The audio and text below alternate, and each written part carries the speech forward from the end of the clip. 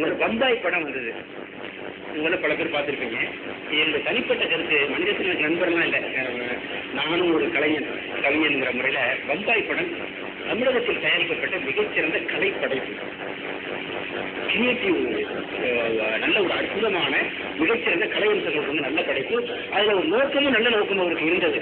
அந்த நோக்கத்தை சொன்ன விதத்தில் அவர் கொஞ்சம் நிறைய குளறுபடிகள் பண்ணி அதை சிக்கல் பண்ணிட்டாருங்கிறதும் சரிதான், அது ஒரு விமர்சனம் உண்டு, உண்மையும் கூட. ஆனால் மனிதத்திற்கு அவர் ஒரு பிராமணர், அதனால இந்து மதத்தை கொஞ்சம் தூக்கலா இருக்கணும்னு காத்திருப்பாரோ அப்படின்னு அவருக்கு உள்நோக்கம் கற்பிப்பது சரியில்லைன்னு நான் நினைக்கிறேன். அப்படி உள்நோக்கம் கற்பிக்கிறவர்களும் உண்டு, அது ஒரு குடை சார்பு, ஒரு குடை விமர்சனம் வருது.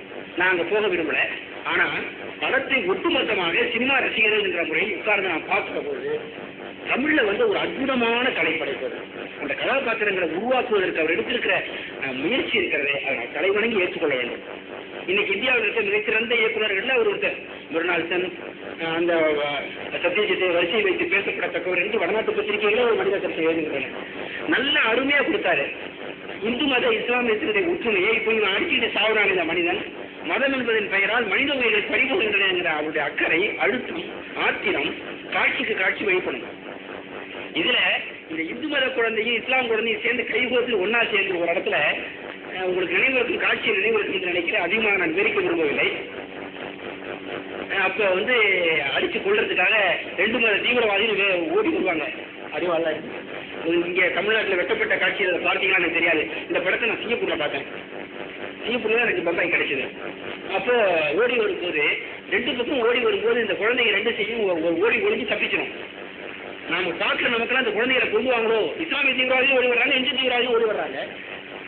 அந்த குழந்தைங்க தப்பிச்சு எழுதி திரட்டே கைத்தட்டும், அரங்கமே கைத்தட்டும். உடனே இந்த 2 குழந்தைய சொல்லும், தப்பிச்சிட்டோமா அப்படின்னு அப்பான்னு 2 குழந்தைய அப்படியே பார்த்து நமக்கெல்லாம் உயிர் வரும். உடனே அந்த 2 குழந்தைய சொல்லும், மற்றவங்களுக்குலாம் ஒரு சாமி இருக்கு, நமக்கு 2 சாமி இருக்குல்ல, ஒன்னு அல்லாவும் காப்பாற்றுவாரு, இந்த பக்கம் சிவனும் காப்பாற்றுவாருன்னு சொல்லுவோம். எல்லாரும் கை தட்டுவாங்க. மத ஒற்றுமையை வெளிப்படுத்துவதற்காகத்தான் மனிதத்தினோட பண்ணியிருக்காரு நான் நினைக்கிறேன். இந்த ஒரு காட்சியை காரணம் காட்டியே பம்பாயில்,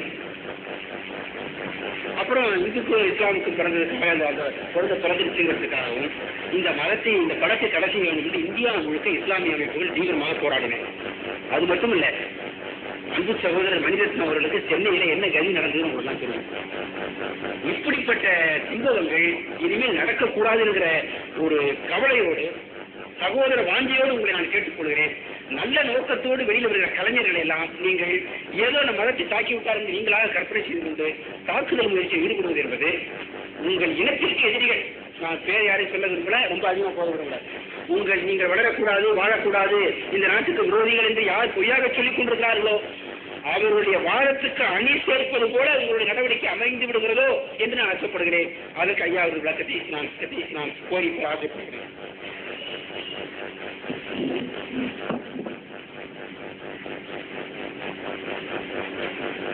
பொதுவாக சினிமாவெல்லாம் பார்க்கறது இல்லை. ஆனால் பம்பாய் படத்தை பார்த்தேன். தனியாகவும் போகிற 4-10 பேர் அழைச்சிட்டு நண்பர்களோட போய் ஏன் கேட்டால் இதை விமர்சிக்கிறாங்க இல்லையா, இது என்னன்னு தெரிஞ்சுக்கிறதுக்காக பார்த்தேன். விமர்சிக்கிறதுக்கு என்ன தெரிஞ்சுக்கிறதுக்காக வேண்டி நானும் அதில் ஒரு நண்பர், நீங்கள் உள்ள இருந்தீங்களா, நாங்கள் எல்லாமே சேர்ந்து தான் போனோம். அதுதான் இதில் என்ன விஷயம்னா, மனித நேயத்தையும் மத நல்லிணக்கத்தையும் காட்டக்கூடிய படம்னு சொன்னாங்க. திரைப்படம் என்பது உண்மையிலேயே மனிதர்களுடைய உள்ளங்களை ரொம்ப ஈர்க்கக்கூடியதாக இருக்குது. அந்த மாதிரி ஒரு பெரிய பாதிப்புகளை ஏற்படுத்துது. அதில் சொல்றது உண்மைதாங்கிற அளவுக்கு மக்கள் நினைக்கிறாங்க. அதில் வரக்கூடிய ஒரு கதாநாயகன் செய்கிற அந்த சேஷ்டைகளை எல்லாம் தானும் வாழ்க்கையில் செய்யணுங்கிற அளவுக்கு அது ஒரு பெரிய பாதிப்புகளை ஏற்படுத்தக்கூடிய ஒரு மீடியா, அதை மறுக்க முடியாது.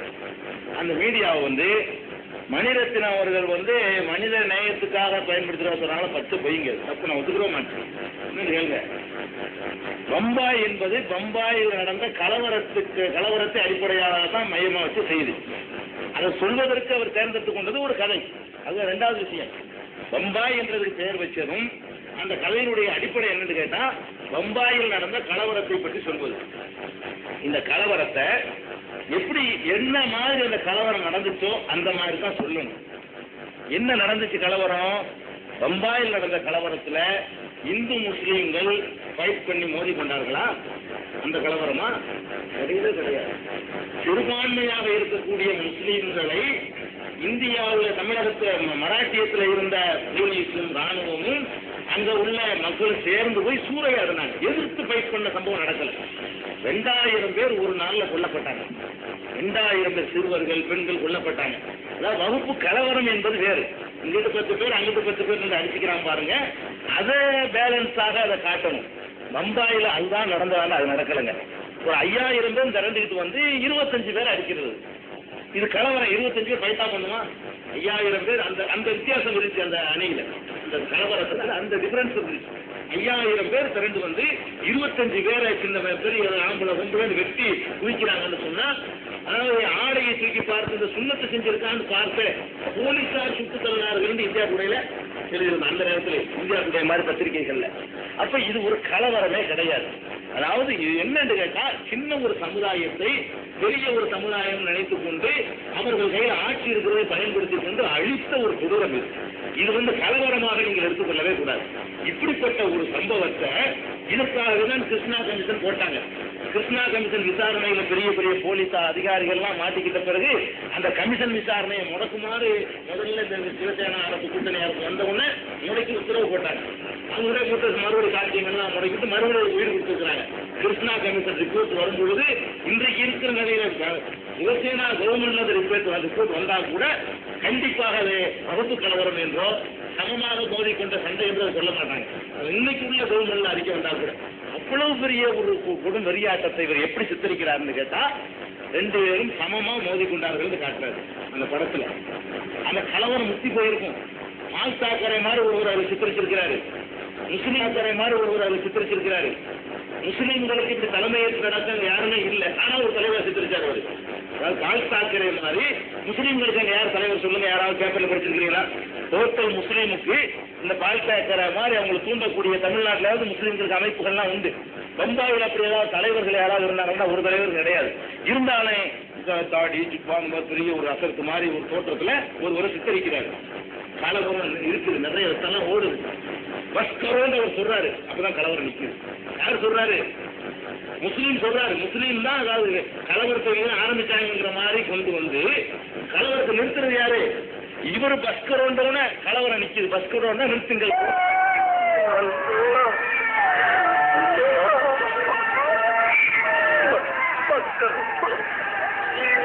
அப்பதான் கலவரம் நிற்குது. யார் சொல்றாரு? முஸ்லீம் சொல்றாரு. முஸ்லீம் தான் அதாவது கலவரத்தை ஆரம்பிச்சாங்கிற மாதிரி கொண்டு வந்து கலவரத்தை நிறுத்துறது யாரு? இவர் பஸ்கரோன்றவன கலவரம் நிற்குது. பஸ்கரோன்னா நிறுத்துங்கள் போதும்னு அர்த்தம். முஸ்லீம் தோற்றத்தில் இருக்கிறவர் அந்த படத்துல சொல்றாரு, பஸ்கரோ நிறுத்துங்கள் போதும். என்ன அர்த்தம்? ஈக்குவலா ஃபைட் பண்ணாங்கன்னு அர்த்தம். ஈக்குவலா அழிச்சாங்கன்னு அர்த்தம். ஒருபடி மேல ஓங்கி இருந்து இவங்க நின்றாங்க. இவங்க நிறுத்துன்னு சொன்னா 2 வச்சு காட்டுறாரு. இதுல எவ்வளவு பெரிய அந்த அவரு சொன்னார் ஒரு உயர்ந்து சாதிக்காரு. இதுல இல்லைன்னு இல்ல, ஒரு காலத்தும் இல்லாம இருக்காது அவங்கள்ட்ட. என்ன துறையா இருந்தாலும் சரி அவங்க யாருங்கிறத கரெக்டா அந்த மாதிரி காட்டி தான் தீர்வாங்க. இதுல என்ன சம்பவம்? இப்ப முஸ்லீம்கள் இவங்க கலவரத்தை உண்டாக்குறது நிறுத்துறது இருக்குது. இவன் அதுவும் நின்றது படம் முடிஞ்சது பஸ்க்கு வந்த உடனே. அது மாதிரி பாருங்க, ஒரு தாத்தாவுடைய கழுத்துல குழந்தைய தூக்கி வச்சுட்டு போவார். தாத்தா ஒருத்தர் இருந்து குழந்தை கலப்படம் அதை தூக்கி போறாரு. அப்ப தாத்தாவுடைய நெத்தியில இந்து மதத்தினுடைய அடையாளம் ராமமோ என்னமோ இருக்கும், புத்தம் என்னமோ இருக்குது, யாவும் இல்லை, ஏதோ ஒரு இந்து மதத்து அடையாளம் இருக்கு. அப்ப வர்றாங்க, ஒரு கூட்டம் வருது. இந்த கூட்டம் யாரும் அடையாளம் காட்டுறாரு பாருங்க. ஒரு கூட்டம் வருதுங்க, வந்தோன்னு குழந்தை அழிச்சுது. அதாவது இந்துங்கிற அடையாளத்தோட போனாலே வெட்டப்படுவேன் காட்டுறாரு. அதுல அது என்ன சொல்ல வர்ற அந்த செய்தியின் மூலமா, ஒரு தொப்பி போட்டுக்கிட்டு வரும்போது கலெக்டர் மாதிரி ஒரு காட்டல, இந்துங்கிற அடையாளத்தோட போனாலேயே சொல்றாங்கன்னு காட்டணுமா. ஒரு கூட்டம் வெளியோட வருது, அந்த கூட்டம் எதுன்னு சொல்ல மாட்டாரு. எப்படி சொல்ல வர்றாரு? இந்த நெத்தியில உள்ளது அப்படி அழிக்குது. எதுக்கு குழந்தை அழிக்குது? இந்த ராமத்தோட போனீங்கன்னா அவனை அழிச்சுக்குவான் விட்டாங்க. இது அடையாளத்தை பார்த்து சொல்றாங்கன்னு அவர் காட்டுறாரு. இது வாழைப்பழத்தில் ஊட்டி ஏற்றுற மாதிரி அவருக்கே உள்ள டெக்னிக்கில் இந்த மாதிரியான ஒரு அணுகுமுறையில தான் அவர் சொல்றாரு. ஆக உதாரண இருவருக்கு எடுத்துக்காருல, இருவரை எடுத்தவங்க எல்லாம் குற்றக்குறைங்கிறாங்க பார்த்தீங்களா. ஒவ்வொருத்தருடைய வரலாறுலையும் ஒன்று கூட கூட சேர்த்து கருணாநிதி எம்ஜிஆரையும் பிடிச்சி இழுத்த உடனே அதுல அது தவறு இது தவறுன்னு சொல்றாங்க. இது ஒரு வரலாறாக நாளைக்கு பேசப்படக்கூடாதுங்கிறதுக்காக வேண்டி இருவரில் கூட அவ்வளவு ஒரு பண்ணலை. ஒரு பெரிய ஒரு சமுதாயத்துக்கு ஏற்பட்ட இழப்பை மறைச்சு ஈக்குவலா இவன் அடிச்சுக்கிட்டான் அவன் அடிச்சுக்கிட்டான்னு மாத்தினா இதோட ஒரு அறிவு என்னங்க இருக்குது? ஒரு சமுதாயத்துக்கு ஒரே நாள்ல 2000 பேரை பழி கொடுத்த ஒரு சமுதாயத்துக்கு நீ அடிச்ச அவன் அடிச்சா சரியா போச்சுங்கிற மாதிரி ஜட்ஜ்மெண்ட் அவனுக்கு ஜட்ஜ்மெண்ட் அவனு உடனே அடிச்சான் நீ அவனை அடிச்ச அது சரியா போச்சு இனிமே சரியா இருந்துக்கிறங்கிறதா நீதியா?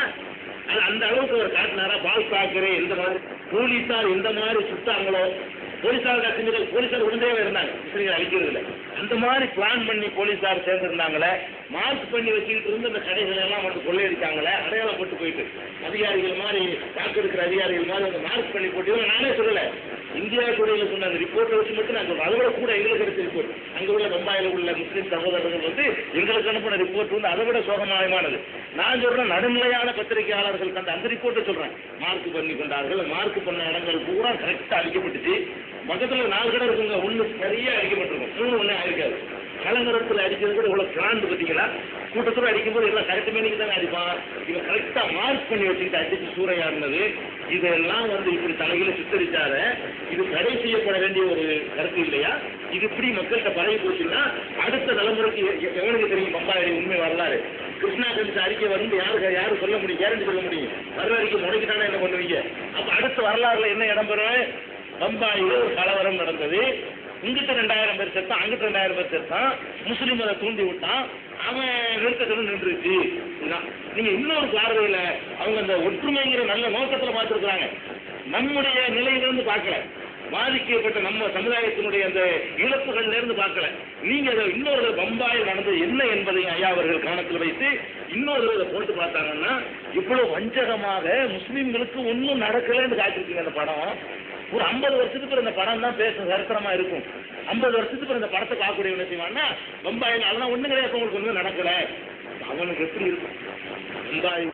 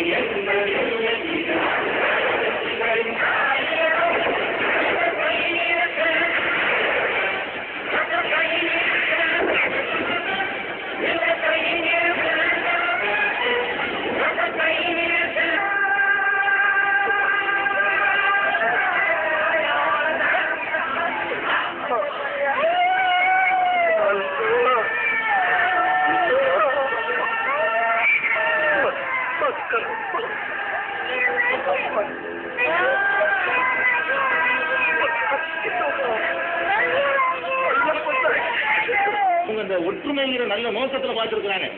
நம்முடைய நிலையிலிருந்து பார்க்கல, பாதிக்கப்பட்ட நம்ம சமுதாயத்தினுடைய அந்த இழப்புகள்ல இருந்து பார்க்கல.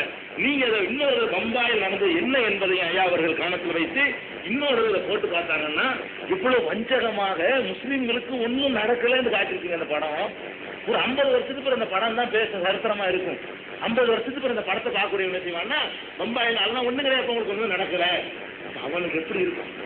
பம்பாயில இருந்து பூசனை பறி கொடுத்தவன், பிள்ளைய பறி கொடுத்தவன், மனைவியை பறி கொடுத்தவன், தாயை பறி கொடுத்தவன், சொத்தை பறி கொடுத்தவன் இதை பார்த்தான்னு சொன்னா அவனுக்கு எப்படி இருக்கும்? அது என்னமா நமக்கு நடந்துச்சு, ஒண்ணுமில்ல நாளைக்குத்தானே அவனுக்கு எப்படி ஆத்திரப்படும். சிந்திச்சு பாருங்க. அந்த பாதிக்கப்பட்டவனுடைய மனநிலையில செஞ்சிருக்கிறாரா? ஆனா அவர் மீது ஒரு வெடிகுண்டு போதை சுட்டி காட்டினாங்க. அதுல நமக்கு உடன்பாடு கிடையாது. ஆனா அது அப்பவே இப்பவும் சரி, அது ஒரு முஸ்லீம் தீவிரவாதின்னு சொல்லப்பட முடியாதான் இருந்துகிட்டு இருக்கு. ஏன்னா அப்பவே ஆளுங்கட்சிக்காரங்க சொத்து தகராறு பலரும் பேசிட்டாங்க. அதுக்கு பல காரணங்கள் அந்த வெடிகுண்டுக்கு சொல்லப்படுது. அது என்னங்கிறது தெரியும் போது பார்த்துக்குவோம், என்னன்னு தெரியல இது வரைக்கும். இப்ப அந்த நம்ம ஆதரிக்கல. இது எதிர்க்க வேண்டியது ஒன்றா இல்லையா? எல்லாரும் எதிர்க்கணுமா இல்லையா? முஸ்லீம் மட்டும் இல்ல. இது என்ன ஒரு சரித்திரத்தையே தலைகீழா புரட்டி காட்டிருக்காங்க. இது எப்படி ஆதரிக்கணும்னு சொல்லி நடுநிலையாளர்கள் எதிர்க்கணுமா இல்லையா? நல்ல சில கவர்ச்சிகள் இருக்கலாம், நல்ல பாடல்கள் இருக்கலாம். அப்படிங்கிறதுக்காக வேண்டி ஒரு வரலாறு, ஒரு சமூகத்துக்கு ஒரு பயங்கரமான அநீதி இழைக்கப்படுறதை தட்டி கேட்கணுமா இல்லையா? அந்த அடிப்படையில தான் நாங்களும் கூட எதிர்ப்போம். தமிழ்நாடு முஸ்லீம் முன்னேற்ற கழகத்தின் பேர்ல கூட நாங்க நினைஞ்சோம் எதிர்த்தோம். இது தடை செய்யப்பட வேண்டிய ஒரு படம், இது சரித்திர புரட்டு, வரலாற்று பிரிக்கக்கூடிய ஒரு படம் நம்ம கூட சொன்னோம். ஜனநாயகம் செஞ்சோம். அது உண்மையிலே தடுக்கப்பட வேண்டியதுதான். ஆக அது சில ரொம்ப நாளைக்கு எனக்கு மறந்து போச்சு. நான் ஒரு தடவை பார்த்ததுதான். அதுல எனக்கு மனசுல இந்த காட்சி ஒரு 50 காட்சிக்கு மேல குறிப்பெடுத்து வச்சிருந்தேன். அதை விட ஒரு குறிப்பு வச்சு இப்பவும் வச்சிருக்கிறேன். எடுத்துட்டு வரல, அந்த கேள்வி நான் வருண்டு இருந்தால் 50 சொல்லியிருக்கேன். 50 காட்சி எந்த அளவுக்கு விஷமங்களை தூவி முஸ்லீம்கள் தான் அதுல அக்கிரமக்காரர்கள் அல்ல ஈக்குவலா ஃபைட் பண்ணிருக்காங்கன்னு காட்டிருக்காருங்கிறது எனக்கு சொல்ல முடியும். அந்த ஒரு உணர்வுல தான் முஸ்லீம்கள் அதை எதிர்ப்பு தெரிவிச்சிருக்காங்க. பால் தாக்கரேட்டுக்கு அனுமதி வாங்கணும், அதுல வழங்கலையா? நான் கேட்கிறேன். பால் தாக்கர அனுமதி இல்லாமல் பம்பாயில தான் நடக்கும். அந்த நாட்டில் சட்டம் ஒழுங்குலாம் எங்கே ஆட்சி நடக்குது? பால் தாக்கர அனுமதி கொடுத்தால் மைக்கேல் ஜாக்சனும் வர முடியும். அவர் அனுமதி கொடுக்கலன்னு சொன்னா கிரிக்கெட் குழு கூட வர முடியாது இந்த நாட்டுக்குள்ள. அதான் இங்க பம்பாயுடைய நிலைமை. நாட்டில் சட்டம் ஒன்றும் கிடையாது. ரவுடிகளுக்கு பின்னாலே சட்டமும் அடங்கி போய் கிடக்குது. அப்போ பால் தாக்கர பர்மிஷன் கொடுத்தவன தானே அதை வெளியிட்டாரு. பால் தாக்கர மாதிரி எந்த முஸ்லீம் தலைவர்கிட்ட போட்டு காட்டி ஒரு அனுமதி வாங்கினாரு? வாங்கலையில. பால் தாக்கரை அனுமதிக்கிறாருன்னு அதுக்கு என்ன அர்த்தம்? விருது கொடுத்தாங்க, விருது கொடுப்பாங்கல்ல. விருதுதான் முஸ்லீம்களுக்கு பாதிப்பா இருக்கிறத விருது கொடுப்பாங்க, ரோஜாவுக்கு கொடுப்பாங்க. அதுக்கு விருதுலாம் அப்படித்தானே இருக்குது. ஆக இதான் என்னுடைய நிலைப்பாடு. பம்பாயை பொறுத்த போய் என்னுடைய பார்வை அதுதான். அதுல மாற்று சொல்லி நீ அபிப்பிராயம் சொல்லலாம், நீங்க சொல்லலாம். அதுதான் எங்க நிலையிலிருந்து கரெக்ட்.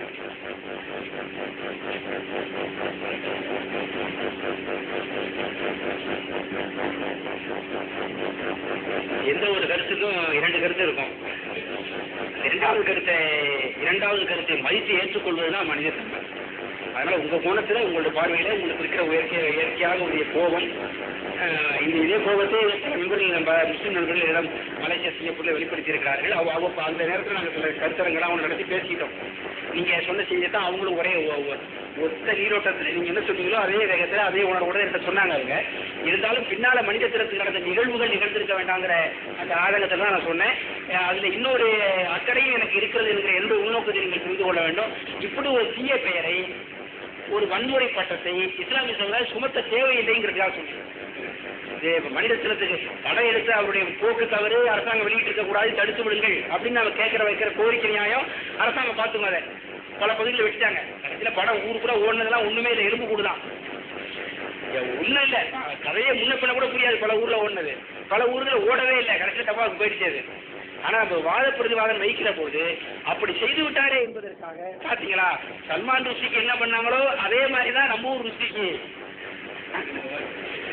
பாத்தீங்களா, அந்த நாட்டு முஸ்லீம் அயோத்தியில அப்படி ஒரு தீர்மானத்தை போடுறாரு, இங்க இருக்கிற அப்துல்லா அணுகுண்டு போடுறாரு மனிதத்திற்கு மேல அப்படின்னு சொல்லுகிற இஸ்லாமிய எதிர்ப்பாளர்களுடைய கருத்துக்கு நீங்கள் வலு சேர்த்து விடக்கூடாது என்பதற்காகத்தான் நான் சொல்ல வந்தேன். அது ஒரு அக்கறையின் பாடுபட்ட குற்றச்சாட்டு நீங்க வச்சுக்கிறாங்க உங்க மேல.